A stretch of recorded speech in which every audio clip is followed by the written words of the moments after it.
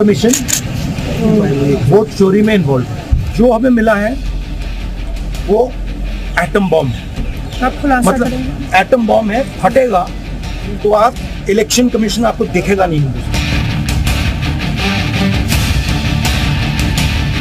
मैं तो राहुल जी से यही कहूंगा कि जल्दी से जल्दी एटम बम फोड़ दीजिए, विलंब मत कीजिए, बस अपने आप को संतुलित और सुरक्षित रखिए।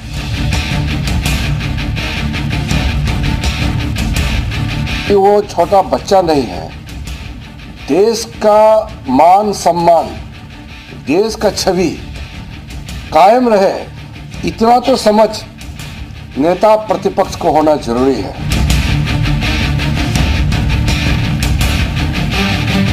ये चुनाव आयोग का एप्लीकेशन है और मेरा ईपीआईसी नंबर हमने इसमें डाला है, मेरा भी नहीं है। हम चुनाव कैसे लड़ेंगे? अब यदि अगर तेजस्वी यादव जी ने अपना नाम नहीं रखा है या वो प्रोसेस फॉलो नहीं किया तो इसमें चुनाव आयोग की क्या गलती? लोकतंत्र पर आक्रमण है, विरोधी का वोट काटना, अपना वोट जोड़ना। अगर यही है तो फिर निर्वाचन आयोग हमें आप पर विश्वास नहीं।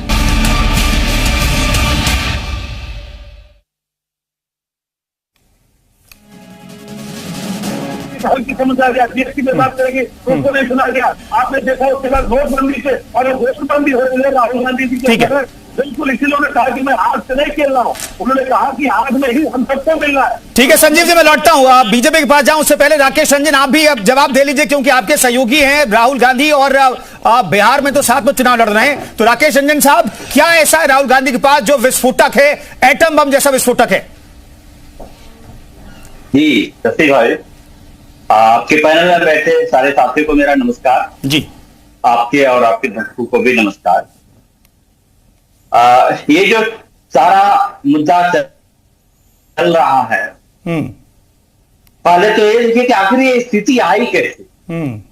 ये स्थिति इसलिए आई कि बीजेपी और आरएसएस के जो इतिहास है, खासकर वोटिंग राइट के मामले पे बहुत दागदार रहा।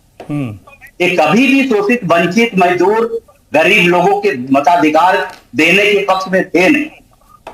और आज जो ये कर रहे हैं, जो महाराष्ट्र में किए लोग, हरियाणा में जो किए, उसके बाद बिहार में जो मीन्स महाराष्ट्र का मॉडल एक्सपोज हो गया, हरियाणा का मॉडल जब एक्सपोज हो गया तो उसके बाद बिहार में एक नया मॉडल लेकर के आए और चुनाव आयोग को लगा।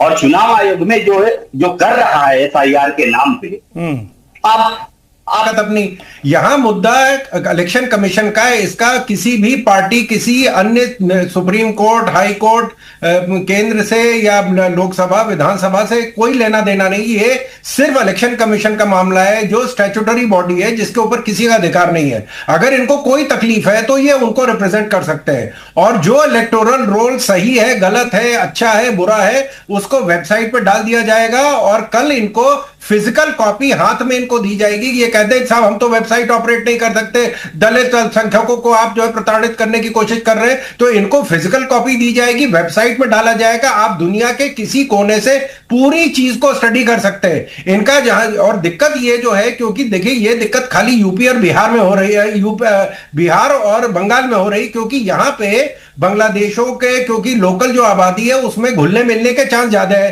केरला में इसकी तकलीफ नहीं है क्योंकि वहां भी एसआईआर होगा।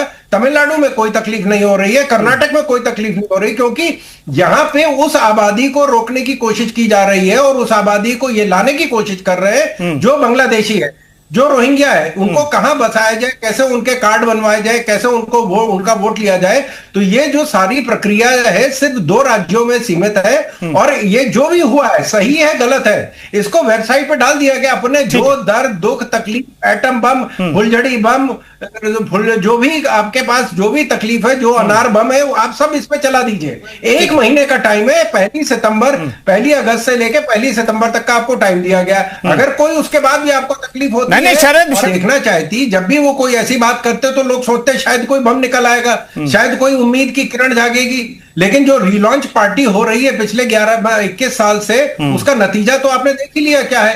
अगर ये कह रहे हैं एटम बम है, तो हम इनको बिल्कुल मौका देना चाहिए कि लोकतंत्र है, इसमें सबको एटम बम चलाने की पूरी जो स्वतंत्रता है ये चलाएं। सपा भी चलाए, आरजेडी भी चलाए, सब लोग एटम बम चलाए, लेकिन संजीव जी कुछ कहना चाह रहे हैं। संजीव जी जवाब देना चाह रहे हैं। संजीव जी जल्दी से छोटा लेकिन रखिएगा संजीव जी। बिल्कुल कह रहा हूँ कि 5 अगस्त का इंतजार करो, क्रांतिकारी दिन होगा।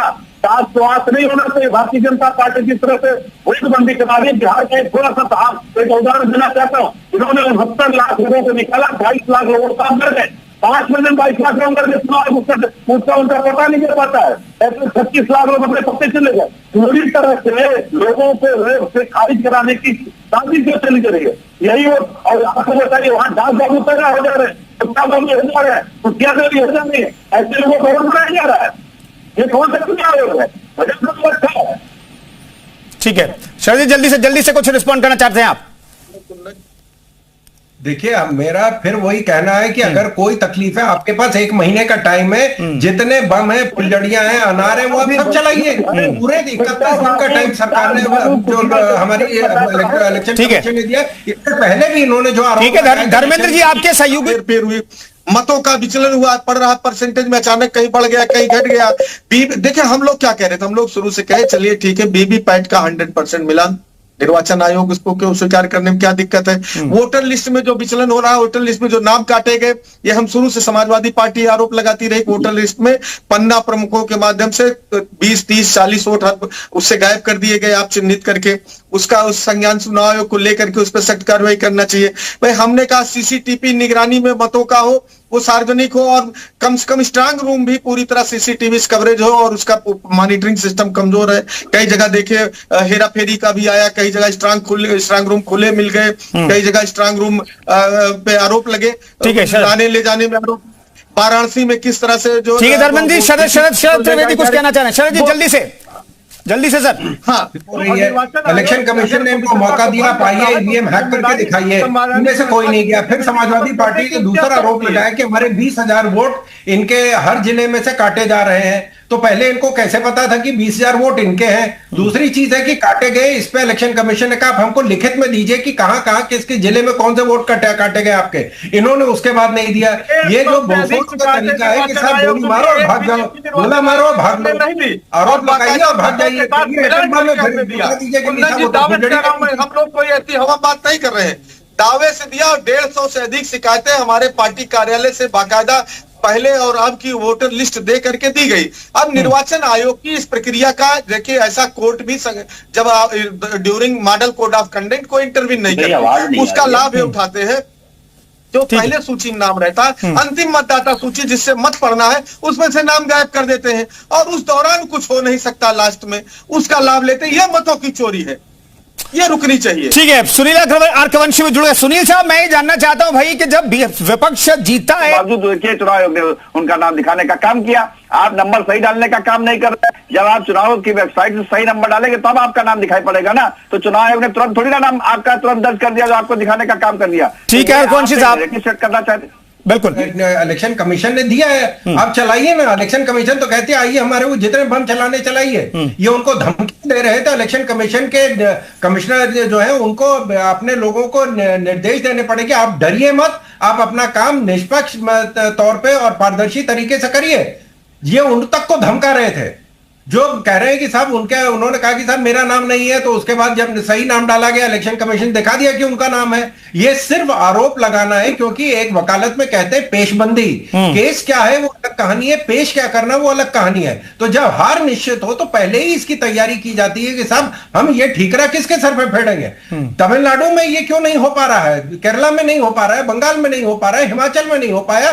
सिर्फ जहां भारतीय जनता पार्टी जीतती है वहां ईवीएम मशीन खराब हो जाती है, वहां वोट में धांधली होती। कर्नाटक में क्यों नहीं धांधली हुई, तेलंगाना में धांधली क्यों नहीं हो रही है। लेकिन ये जहां उनको मालूम है कि हार निश्चित है, तो सबसे पहले जो नेता है अपना जो सेना अध्यक्ष है उसको बचाने की जरूरत है।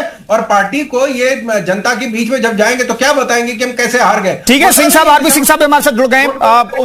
आज एक वोटर होने के नाते हम बहुत चिंतित हैं कि राहुल गांधी जी को जल्दी से जल्दी ये देश हित में, देश के मतदाताओं के हित में इस बम को फोड़ना चाहिए, ताकि हम जाने कि हम जिसको वोट दे रहे हैं उसकी सरकार बन रही है कि नहीं। और अगर राहुल गांधी के एटम बम में कोई दम नहीं निकलता है तो हम सुप्रीम कोर्ट से, भारत सरकार से यह मांग करेंगे कि जल्दी से इनको जेल भेजा जाए, इसलिए कि इतनी बड़ी चुनावी प्रक्रिया पे इतने वोटर मिलकर वोट देते हैं, उस पे ही पूरा सवाल खड़ा कर देना कि चुनाव चोरी हो रहे हैं। हालांकि जो राहुल जी का इतिहास है, आपको याद होगा 2019 के चुनाव से पहले राफेल को लेकर उन्होंने शुरू किया कि राफेल की बात बोलेंगे तो बम फूट जाएगा। बिल्कुल। संसद में बोला, सुप्रीम कोर्ट गए, सुप्रीम कोर्ट ने उसको खारिज कर दिया। बिल्कुल। अच्छा, राहुल गांधी का हालिया बयान था कि मैं 2014 से चुनावों को ऑब्जर्व कर रहा हूं और हर बार गड़बड़ी हो रही है। 14 में कांग्रेस की सरकार थी, चुनाव आयुक्त उनके कंट्रोल में था। इस बात को और माना जाए कि सरकार का कंट्रोल चुनाव आयुक्त पे होता है तो बिल्कुल। और 14 में चुनाव, ये आपके कैमरे से दिखाया गया, क्या यदि झूठ है क्या? तो यहाँ पे बैठे हुए लोग चुनाव आयोग कहाँ से कैसे चयनित किया गया, सत्ता पक्ष की तरफ, बहुमत की तरफ से चुनाव आयोग तय किया गया, आयोग तय किया गया, जो सीधे से सुप्रीम कोर्ट को खड़ कर दिया गया। तो मैं इस बात से कह रहा हूँ कि 5 अगस्त की तैयारी रखें और बिल्कुल भारतीय जनता पार्टी समर्थित जो आपके पास राजनीति। नहीं संजीव जी ये बिल्कुल साबित करना पड़ेगा। हम यही कह रहे हैं कि साबित करना पड़ेगा इसको। क्या करना पड़ेगा? आपने 70 लाख रुपए से निकाल दिए, आपने कहा कि पूरी छुट्टी देंगे, आप कहे उसमें से 35 लाख। अरे सुप्रीम कोर्ट क्यों नहीं गए? सुप्रीम कोर्ट क्यों नहीं गए संजीव जी? संजीव जी सुप्रीम कोर्ट क्यों नहीं गए? सुप्रीम कोर्ट तो है ना सामने, सुप्रीम कोर्ट जाइए ना, सुप्रीम कोर्ट जाइए, सुप्रीम कोर्ट जाइए अगर सही है तो आपके। इसीलिए कहा गया नहीं, प्रेस कॉन्फ्रेंस से नहीं चलेगा, प्रेस कॉन्फ्रेंस से नहीं चलेगा, नहीं प्रेस कॉन्फ्रेंस से नहीं चलेगा, नहीं मीडिया में बोल के नहीं चलेगा, मीडिया में बोल के नहीं चलेगा। सुप्रीम कोर्ट जाइए, अथॉरिटी बॉडी से ऑर्डर लाइए।